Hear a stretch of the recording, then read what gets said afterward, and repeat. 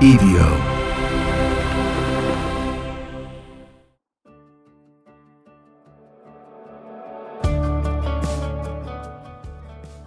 Hello, everybody. Welcome to another episode of Finding Me. I'm Josh Wolf. If you can see, I still haven't had time to get the new Roadcaster for the podcast, so I'm still on headphones and my phone.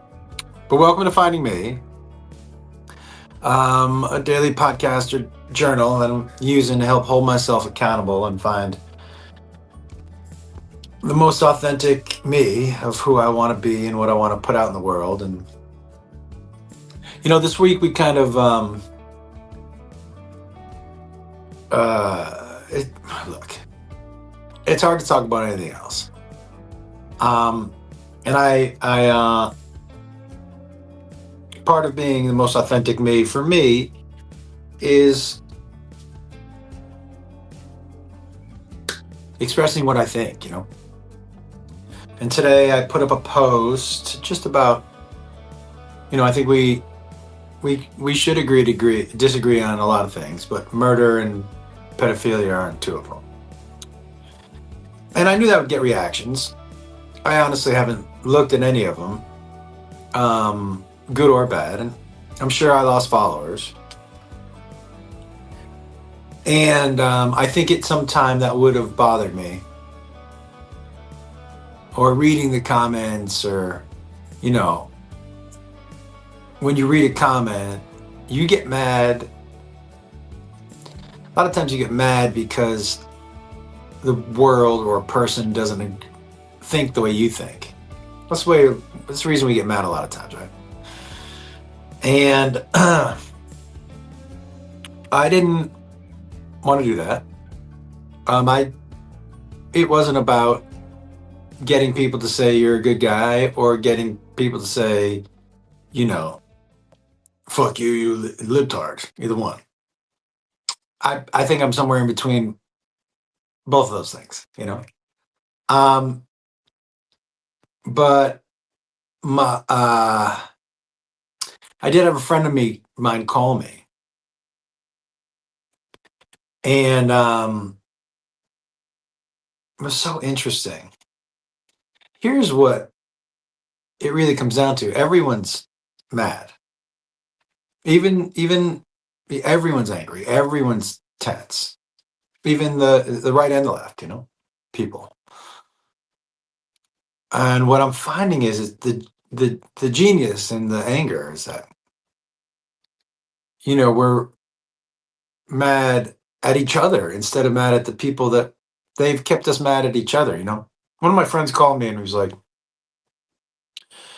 the left had the Epstein files for 4 years and didn't do anything with them.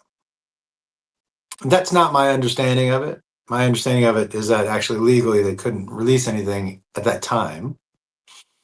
But I said to him, and this is where I'm at, even if that's true, and even if, and I wouldn't consider myself the left or the right, but even if that's true, and say I'm left, and say it's hypocritical for me to want them to say, for them to come out now and not before. I said, say all that. Say all the things you are saying to me are true. Why are you more mad at me than the pedophiles? Do you see what they do? Why are you more mad at me than the pedophiles? Even if it's true that I'm being a hypocrite, why does that make you more angry than the fact that we have a list of pedophiles that we're protecting? And I was like, listen, dude, this is what they want. They want me and you to argue with each other about who's right and wrong. And we can argue and they'll want that until our breath runs out. Instead of being like, oh, yeah.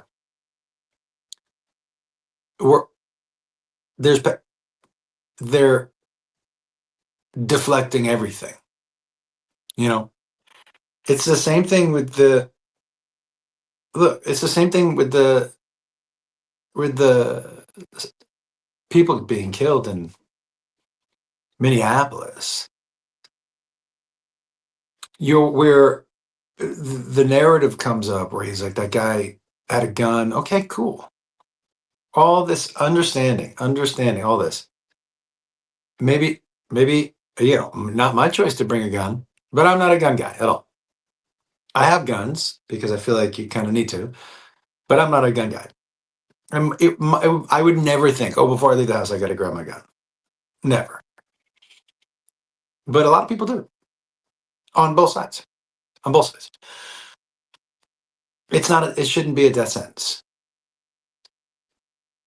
right? Even if he was, even if,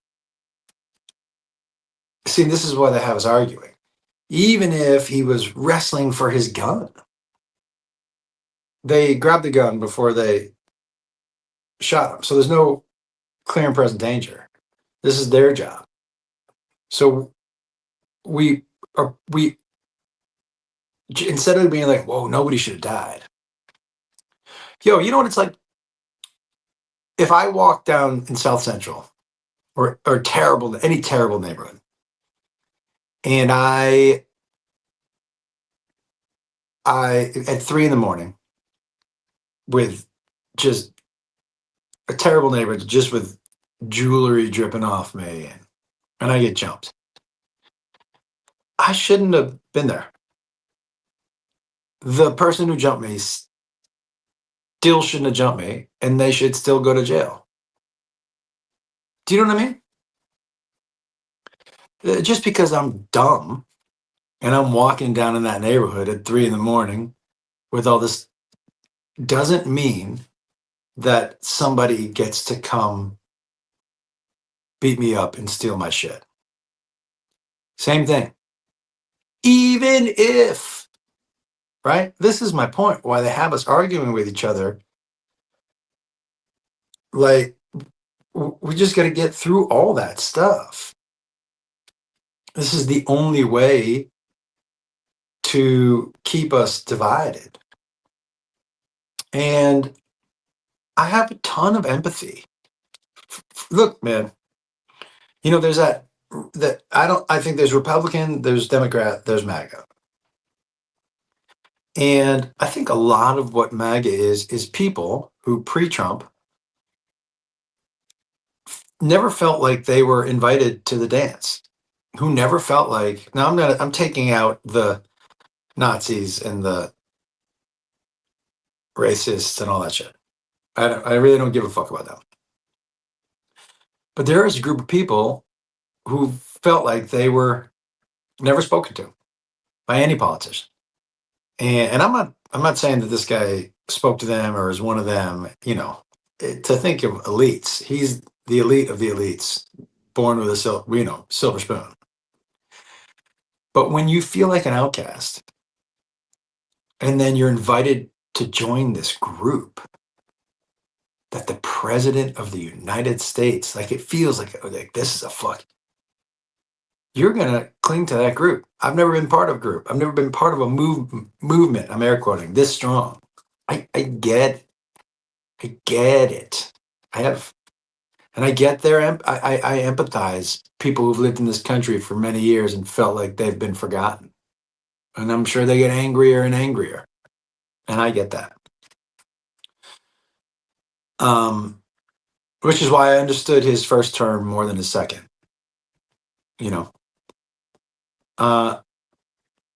But the trick is, the goal should be, these people are angry.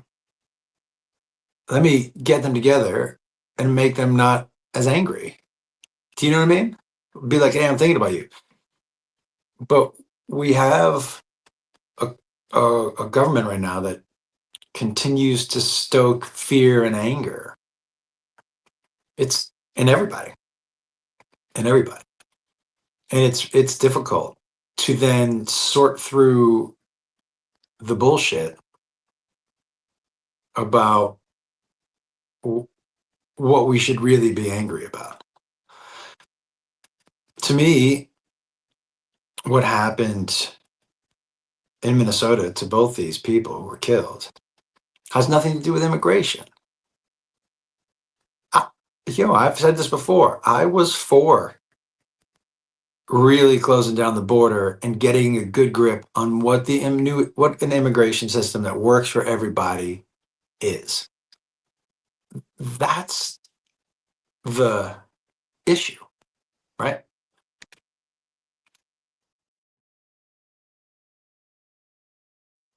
But then to have it look like this under the mask of this, I don't know. It's really disheartening. It's disheartening because, with social media, 50% of those people, I'm sure my comment section is a fucking shit show. 50% of those people, at least, aren't real people. They're professionals stoking the flames. And so most people's interactions with people from the quote other side are in their comment section. So no wonder they think everyone's crazy. But I'm here to tell you, out in the real world, as somebody who sees and meets people of all walks of life, it's just not true. But there's no way to get past that, because when we turn on the news or we go to our feeds, it's all the other side. Everyone on the other side, this is the thing, everyone on the other side is this or this. And it is, I don't see a way out of it. I'm not the smartest guy in the world, so it's not a surprise that I don't see a way out of it. But I don't, with how powerful social media is, with with the effects that I know it has in the brain, with the constant drumbeat of whatever it is that's in your algorithm, you just get, you know, slow water drip to death of just drip, hate, fear, hate, fear. And then we don't see we can't see through the things that we should all be able to agree on. That dude should not have been shot. That woman should not have been shot. It's not the job of law enforcement. Theirs is to de-escalate. Regardless, they should not have been shot, right? And people need to be held accountable. These are things that I think we should be able to agree on. There should not be a list of pedophiles we all know about that hasn't been released. Regardless, maybe the last administration should have done it. I don't know. I don't know, honestly, because if they could have, they should have also. But it was always my understanding that at that point in time, because of investigations, that they couldn't release it. And I think the investigations are over. Again, I could be wrong. Regardless, why are we mad at each other? Do you know what I mean? So the machine is broken, and there's so much money in it, and so much deception, and so much willing deception and so much gaslighting from people that we're supposed to trust. They're not public servants anymore. That it's very difficult. And between the blatant people just blatantly lying, and then it's hard to know what actual truth is, because if something comes out that somebody doesn't like about themselves, they just go, yeah, not true. And then their people believe them and the other people don't. So, and it's interesting to get into um, the, well, I'm at 15 minutes. This will be just this week of this. And I'm at finding me with Josh Wolf at gmail.com. Finding me with Josh Wolf at gmail.com if you guys want to chime in with anything, please do. Very difficult time for everybody. Very scary time for everybody. And when people are scared, you're a rat in the corner, you're going to come out swinging. And we need, as people, as Americans, to decide where we want to live, how we want to live. Should we follow the Constitution? Is that something we as a country want to change? Because sometimes now people, it's like the Bible, you know what I mean? People kind of interpret the parts that they want to interpret. I can only tell you that the country that I grew up in the 80s was a super cool place. There's a lot of people disagreeing. A lot. But not like this. I honestly think that social media is the real disaster. But that cat is so far out of the bag.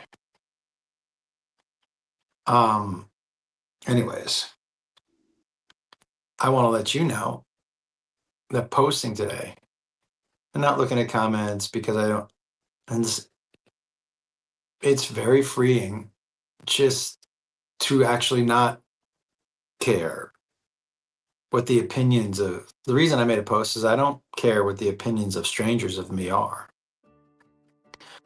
I want to be proud of myself. I want to be able to look in the mirror.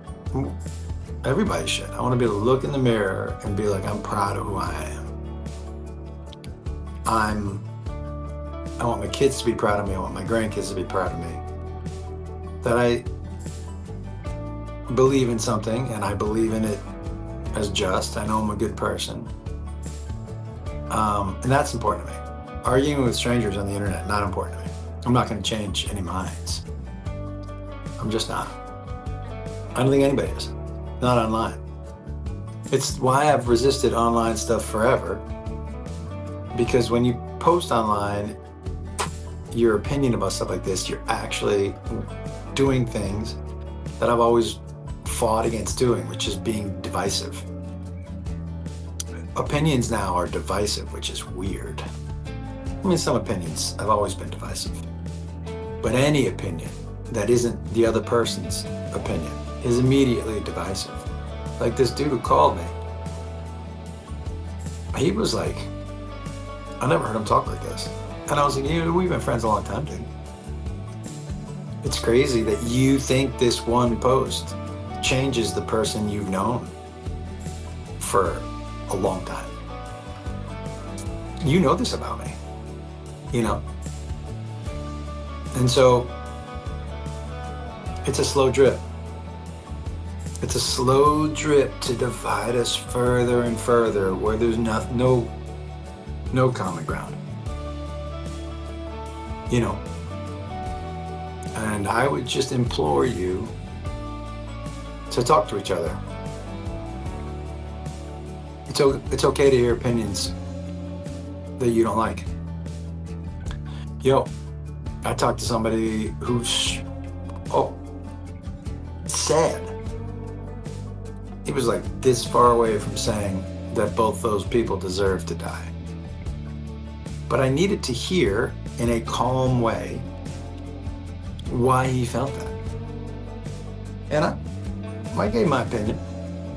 But the only way, I said this yesterday, I think, to be able to have conversation is to understand where other people are coming from. And so some people you're never going to reach, but there are so many people who can reach each other. Reach out to each other. Finding me with Josh Wolf. Love you.